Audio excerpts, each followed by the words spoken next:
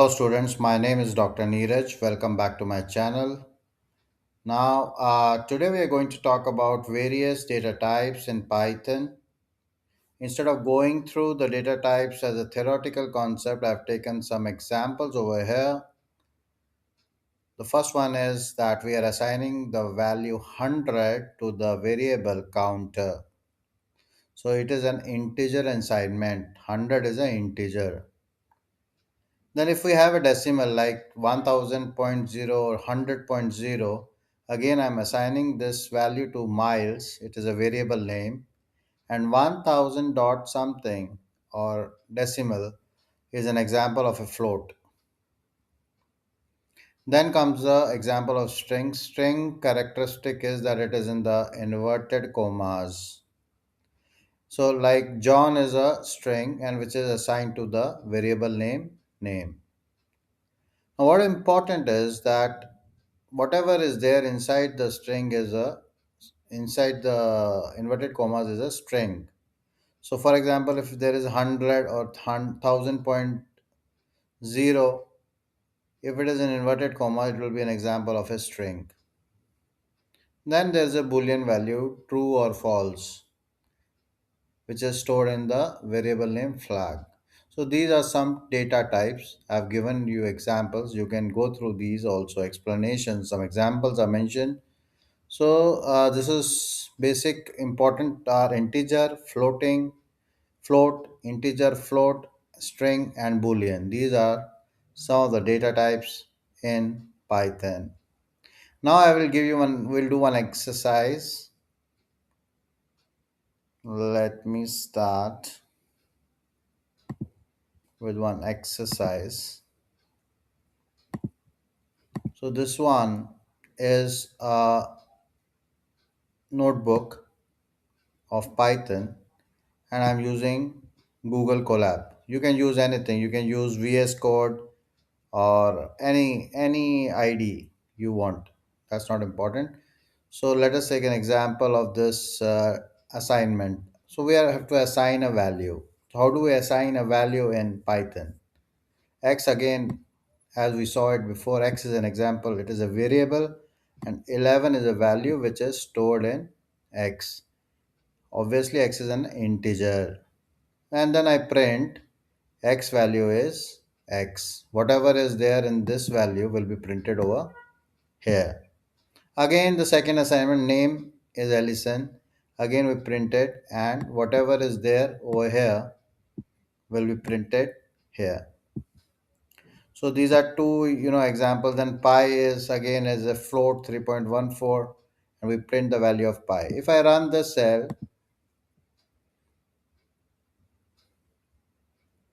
already we have this value. X value is 11. I have already run it. So what we can do is clear all the outputs, and again I will run it. See, it has come. X value is 11. X value is 11. Name value is name, which is Ellison, and pi value is 3.14. So suppose I change something, like for example, instead of 11, I do 12, and then I again print it. Now it has come. X value is 12 instead of 11. So this is how we assign the value to a variable. So I'm starting with the basics. Then if I want to do multiple assignments rather than writing separately, what I can do is I can write three variables ABC, and the values of A is 1, value of B is 2, and value of C is 3. And then I print ABC values are 1, 2, 3. A is 1, B is 2, and C is 3. So if I run this again, ABC values are 1, 2, 3. So what I have said, it is coming. Again, we will look at another concept, which is x is equal to y is equal to z is equal to 0. I want to initialize three variables to 0. So again I print value of x, y, z is 0, 0, 0. So this is how different types are there. Next concept is reassignment of variables. What is reassignment of variables? X is equal to 10. This is the first one. how the Python run codes in a sequential manner. Then it will go to x is equal to Python. So that means the x value is overwritten. That means previous value was 10 and now the value has become Python. X now holds a string. Previously it was having a integer. So print final value of x. Let's run this. The final value of x is reassigned, which is Python. Because Python was written in the last. This is called a reassignment of variables. So this is one concept. Now second concept, if I want to see, let us talk about how can we take inputs. If I want to take an input from the user, I can use the command, simple command input. So let us see the, let me see the notebook. One second.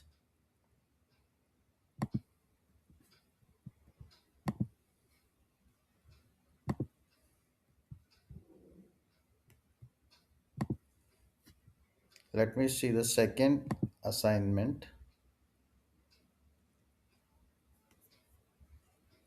All right.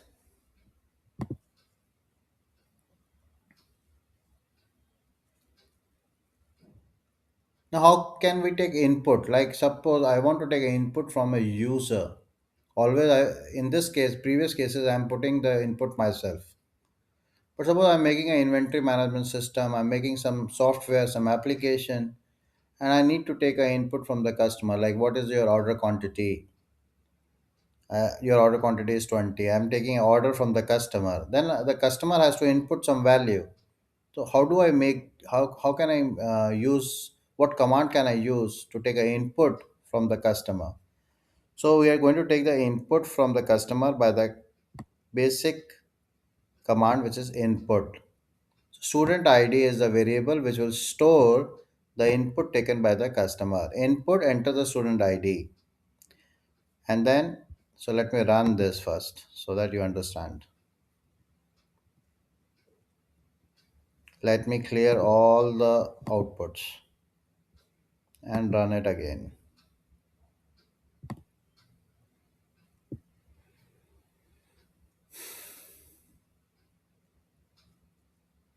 See, now it is asking me for the student, enter student ID. This is I have written. That's why it's saying enter student ID.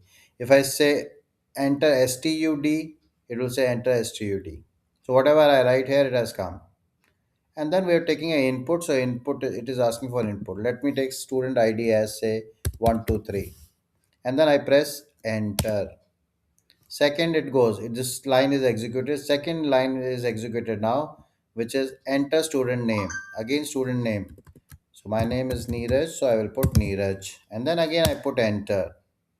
Then I say department is equal to input. Enter student department name. Department is say management. And then I say enter.